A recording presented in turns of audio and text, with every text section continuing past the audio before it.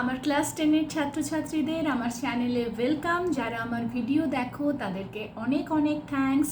যারা এখনও আমার চ্যানেলটা সাবস্ক্রাইব করনি প্লিজ তাড়াতাড়ি সাবস্ক্রাইব করে নাও।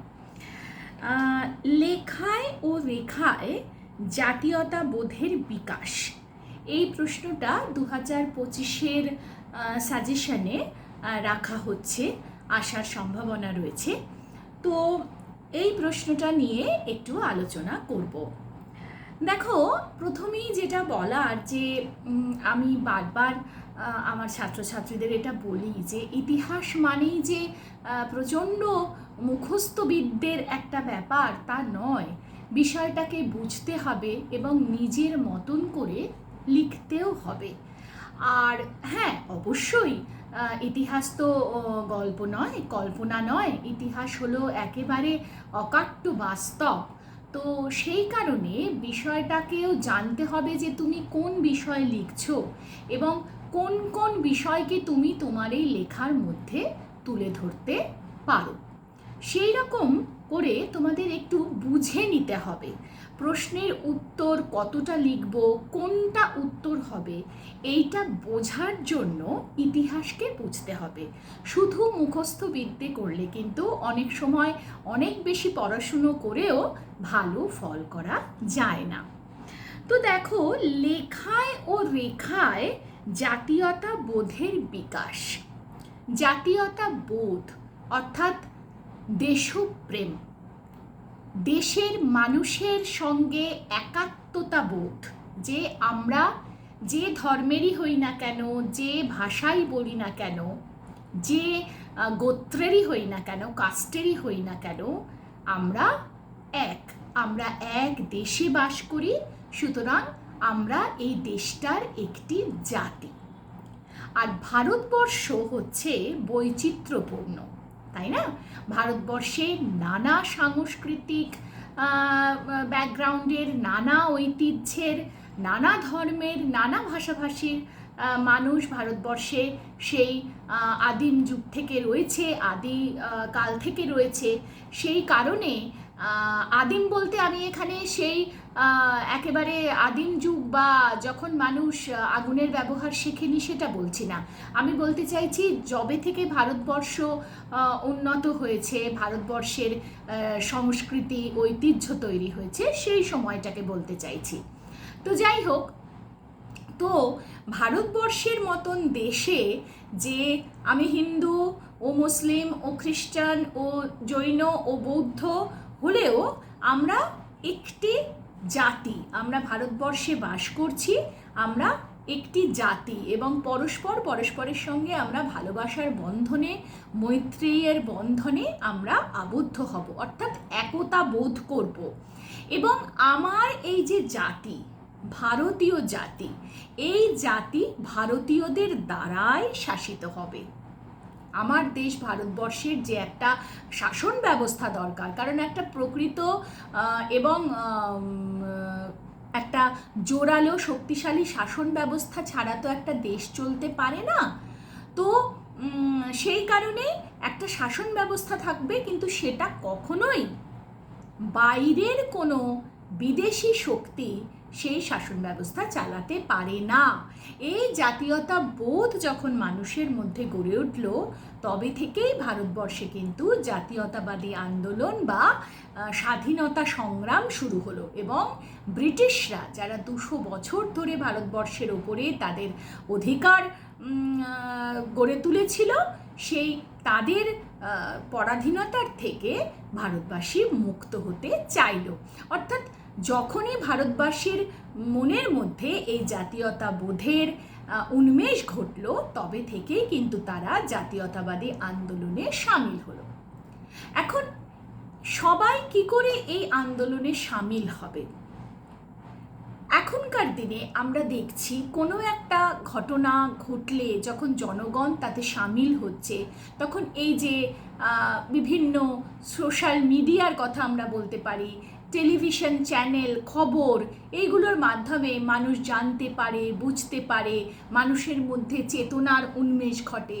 কিন্তু সেই যুগে কি ছিল? লেখা এবং রেখা। রেখা বলতে এখানে আঁকার কথা বলা হচ্ছে, চিত্রকলার কথা বলা হচ্ছে।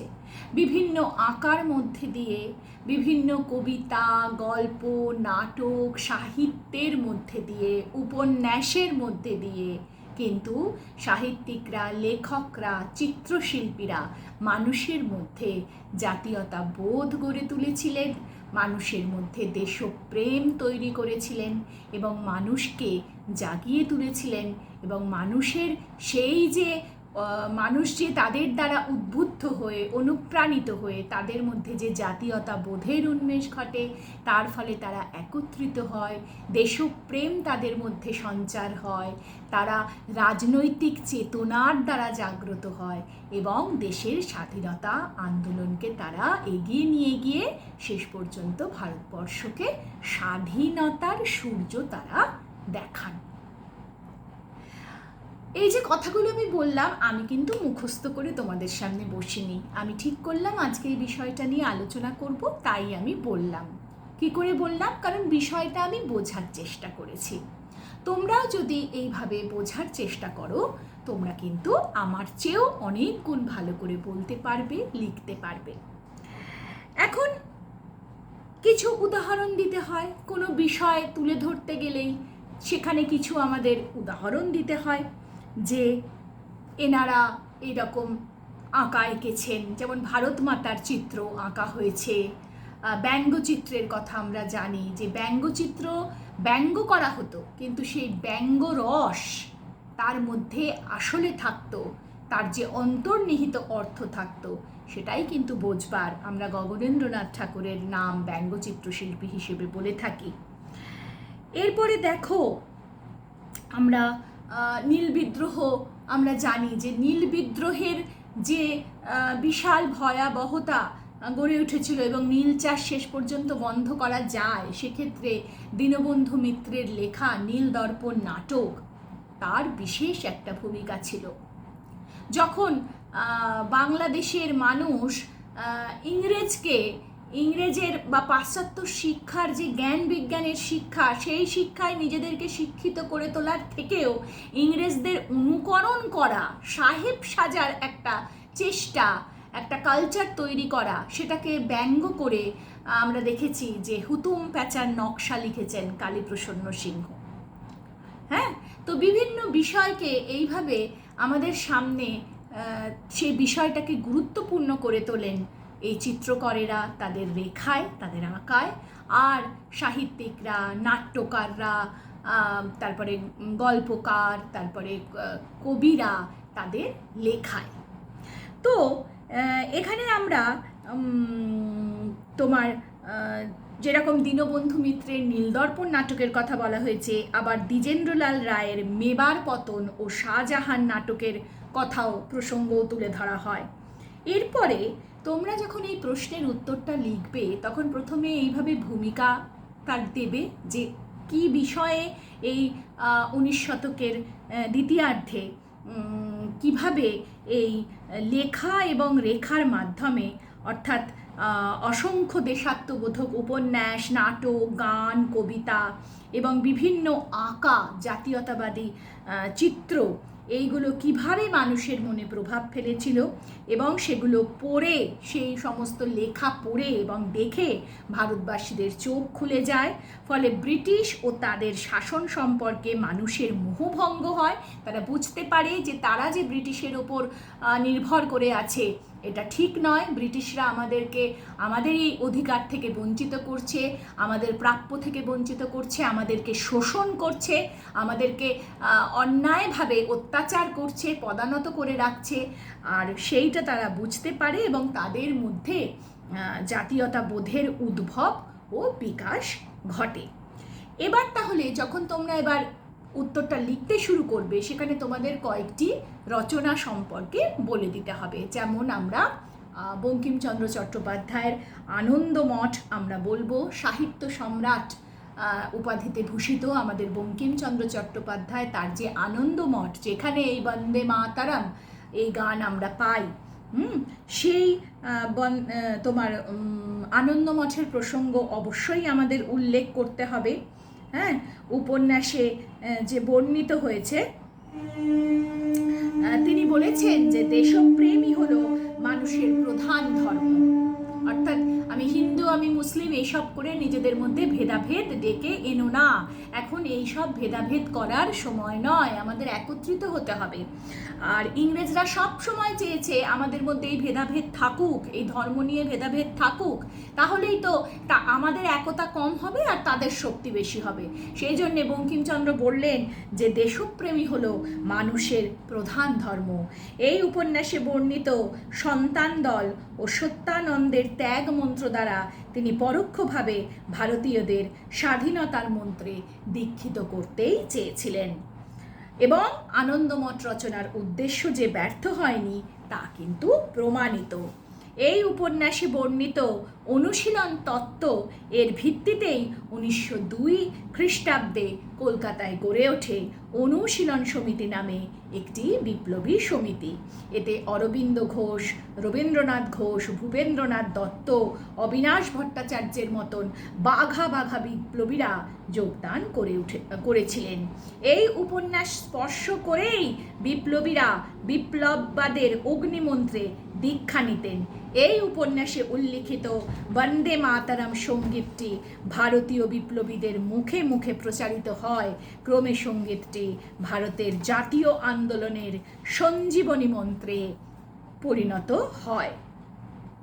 তো সেই জন্যেই আনন্দমঠ উপন্যাসকে বলা হয় স্বদেশ প্রেমের গীতা ও ভারতীয় জাতীয়তাবাদের বাইবেল। অন্তত এই যে কটা লাইন আমি বললাম আনন্দমঠ থেকে, এই বিষয়টা তোমাদের অবশ্যই তুলে দিতে হবে। তার সঙ্গেই কিন্তু তোমাদের বর্তমান ভারতের কথা বলতে হবে, যেটি স্বামী বিবেকানন্দের দ্বারা রচিত। এবং এখানেও স্বামী বিবেকানন্দের মূল উদ্দেশ্যই ছিল ভারতবাসীর মধ্যে মানবতার ধর্মকে প্রতিষ্ঠা করা এবং মানুষে মানুষে ভেদাভেদ ভুলে একত্রিত হয়ে জাতীয়তাবাদী আন্দোলনে উদ্বুদ্ধ তাদেরকে করে তোলা। এবং তিনি বলছেন যে আগামী 50 বৎসর আমাদের গরীয়সী ভারত মাতাই আমাদের আরাধ্য দেবতা হন। তিনি বলেছেন এখন সকলের ধ্যান জ্ঞান হওয়া উচিত, সব আরাধ্য দেবতার পূজা পাঠ বন্ধ রেখে দেশমাতৃকার মুক্তি সংকল্পে ঝাঁপিয়ে পড়া। অর্থাৎ এই যে বর্তমান ভারত, তার যে জাতীয়তাবাদী আন্দোলনে তার যে কত বড় একটা ভূমিকা, বিবেকানন্দের রচিত বর্তমান ভারতের থেকে নেওয়া এই লাইনগুলোই তা প্রমাণ করছে। এবং তিনি বলছেন ওঠো জাগো, যতক্ষণ না কাঙ্ক্ষিত লক্ষ্যে পৌঁছাচ্ছ ততক্ষণ থেমো না। যুব সমাজকে স্বাধীনতার মন্ত্রে দীক্ষা দিয়ে বর্তমান ভারত গ্রন্থে তিনি উল্লেখ করেন তুমি জন্ম হইতেই মায়ের জন্য বলি প্রদত্ত। তুমি তো মায়ের জন্য নিজেকে বলিদান দেবে বলেই তুমি জন্মেছ, তাই প্রয়োজনে তুমি মায়ের জন্য নিজেকে বলি দিতে পিছপা হবে না। এই রকম আত্মবিশ্বাস, এই রকম সাহসিকতার মন্ত্রে তিনি যুব সমাজকে দীক্ষিত করতে চাইলেন তার বর্তমান ভারত উপন্যাসের মধ্যে দিয়ে। আচ্ছা, এইভাবে তিনি মাতৃভূমির প্রতি তার যে ভালোবাসা, তার যে কর্তব্য সেটা প্রকাশ করেন। এবং এই প্রসঙ্গে গোরা সেটা অবশ্যই বলবে, সেটি রবীন্দ্রনাথ ঠাকুরের রচিত। এবং এখানেও তিনি এই রকম দেশপ্রেমের যে বিষয় সেটিকেই তিনি এর পটভূমিকায় তুলে ধরেছেন। এবং এই যে গোরা, এটা কিন্তু নীল বিদ্রোহ এবং তৎপরবর্তী বাংলার যে আর্থসামাজিক পটভূমিকা, সেই পটভূমিকায় কিন্তু এই উপন্যাসটি লিখিত হয়েছে। এবং গোরার চোখ দিয়ে, গোরা উপন্যাসের যে মূল চরিত্র গোরা, তার চোখ দিয়েই কিন্তু অগণিত দরিদ্র মানুষের দুঃখ কষ্ট ধরা পড়েছে, যে ব্রিটিশ শাসনে আমরা কিভাবে শোষিত হচ্ছি, সম্পদ বহির্গমন তত্ত্ব, দেশের সম্পদ কিভাবে বাইরে চলে যাচ্ছে, আমরা কিভাবে পিছিয়ে পড়ছি, আমাদের কি অন্যায়ভাবে অত্যাচার করে শোষণ করা হচ্ছে।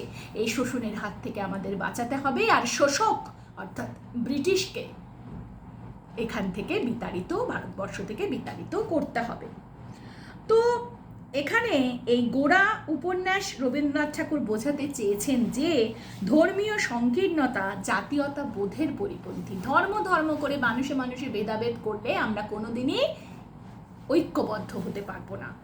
জাতীয়তা বোধ করে তুলতে হবে, দেশের প্রতি ভালোবাসা, দেশের প্রতি প্রেম। সেই দেশ তো সকলের একই, হিন্দুরও দেশ, মুসলিমেরও দেশ। তাহলে সেখানে তো আর কোনো ভেদাভেদ থাকছে না। গোরা উপন্যাসের মধ্যে দিয়ে, গোরার চরিত্রের মধ্যে দিয়ে, বিভিন্ন সংলাপের মধ্যে দিয়ে, উক্তির মধ্যে দিয়ে এটাই তিনি প্রচার করতে চেয়েছেন গোরা উপন্যাসে, সেটা তোমরা তুলে ধরছো। সেই সঙ্গে ভারত মাতার যে চিত্র, 1905 যখন বঙ্গভঙ্গ হয় তখন সেই বঙ্গভঙ্গের বিরুদ্ধে সামিল হয়েছেন সবাই, এবং রং তুলে নিয়েছেন শিল্পী অবনীন্দ্রনাথ ঠাকুর। তিনি বঙ্গমাতা নামে একটি চিত্র অঙ্কন করেন, পরে সেই বঙ্গমাতার চিত্রেরই নাম হয় ভারত মাতা। তাহলে ভারত মাতার চিত্র অঙ্কন করলেন অবনীন্দ্রনাথ ঠাকুর। ভারত মাতা অনেকের মনের মধ্যেই, হ্যাঁ দেশও মাতা ঠিকই, কিন্তু হয়তো কিছুটা একটা সংশয়, একটা অস্পষ্ট কিছু হতো। তো তিনি যখন ভারত মাতার চিত্রটা তুলে ধরলেন তখন যেন মানুষ আরও বেশি করে জাতীয়তা বোধে উদ্বুদ্ধ হলো, আরও বেশি করে তাদের মধ্যে দেশপ্রেম সঞ্চার হলো, যে এই যে মা এই শৃঙ্খলিত হয়ে আছে, একে অত্যাচার করা হচ্ছে, একে আমাদের সবাইকে একত্রিত হয়ে বাঁচাতে হবে। সুতরাং এই ছবি মানুষের মধ্যে যে প্রচণ্ড পরিমাণে জাতীয়তা বোধকে জাগিয়ে তুলেছিল তা বলাই বাহুল্য। তাহলে এইভাবে লেখার সাথে এসে গেল রেখা, এবং তারপরে চলে আসছে তোমার গগনেন্দ্রনাথ ঠাকুরের সেই ব্যঙ্গচিত্র, সেই জাঁতাসুরের ছবি রয়েছে, তারপর নানা রকম ব্যঙ্গচিত্র যার মধ্যে দিয়ে তুলে ধরেছেন তৎকালীন ভারতবর্ষের পরিস্থিতিটা, যে দেখো আমরা কিভাবে শোষিত হচ্ছি, অত্যাচারিত হচ্ছি, আমাদেরকে জেগে উঠতে হবে, জাতীয়তা বোধে আমাদেরকে উদ্বুদ্ধ হতে হবে। তো এইভাবে যদি একেবারে বলি যে কী লিখতে হবে, তাহলে প্রথমে ভূমিকা এলো, যে লেখা এবং রেখায় কিভাবে আমরা জাতীয়তা বোধে তৎকালীন ভারতবাসী উদ্বুদ্ধ হয়েছে, সেই ভূমিকার পরে তোমাদের তিনটে যে উপন্যাস সম্পর্কে, বঙ্কিমচন্দ্রের আনন্দমঠ, ওদিকে বিবেকানন্দের বর্তমান ভারত এবং রবীন্দ্রনাথ ঠাকুরের গোরা তুলে ধরতে হবে, এবং তার সাথে অবশ্যই ভারত মাতার চিত্র এবং এই ব্যঙ্গচিত্র এবং সেই প্রসঙ্গে গগনেন্দ্রনাথ ঠাকুরের কথা তুলে ধরতে হবে। এইটা হচ্ছে পুরো তোমার 8 নম্বরের প্রশ্নটা। যদি ভিডিওটা ভালো লাগে অবশ্যই লাইক করো।